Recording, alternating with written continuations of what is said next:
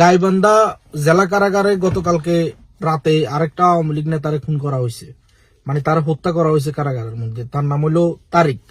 তার বাড়ি হলো গাইবান্ধার গোবিন্দগঞ্জ উপজেলার রাজার গ্রামে। সে আওয়ামী লীগের এত বড় কোনো পদেও ছিল না, এত বড় কিছু হোল্ড করতো না, সহ কোনো পদে ছিল।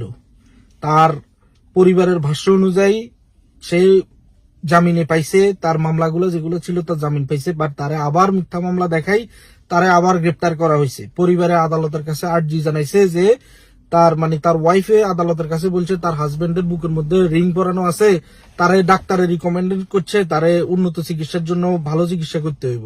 বাট আদালত এটা শুনে না, আদালত এটা না শুনে জেল হাজতে প্রেরণ করছে। গতকালকে রাতে হয়তো বিষ দিয়ে আর নাইলে বিনা চিকিৎসায় সে কারাগারের মধ্যে মারা গেছে। এই নিয়ে 100-র উপরে ছাড়াইছে আওয়ামী লীগের নেতা কর্মীদেরকে কারাগারে হত্যা করা হইতেছে। এই জিনিসগুলা কি গত 17 বছর ছিল? এই যে সাইদি হাসির আসামি আসিল, কত বছর ধরে হাতে বাঁচিয়েছিল কারাগারের মধ্যে। তারপরে যে লুৎফুজ্জামান বাবর, বিএনপির যে অস্ত্র ব্যবসায়ী, হাতেরও তো হাসির হুকুম আসিল, বাট হাতে নাকি যাবজ্জীবন আসিল, হাতেও তো কারাগারে আসিল, হাতেরও তো সাইলা কারাগারে মারি গেলাম যাইতো।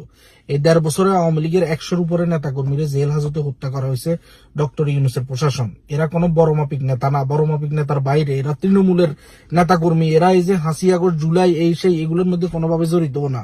তাদেরকে মিথ্যা মামলায় বিএনপি মিথ্যা মামলা করে, বিএনপি মিথ্যা মামলা করায়, অ্যারেস্ট করায়, আর ডক্টর ইউনূসের প্রশাসন কারাগারের মধ্যে হত্যা করে। এই চলতেছে বাংলাদেশের মধ্যে।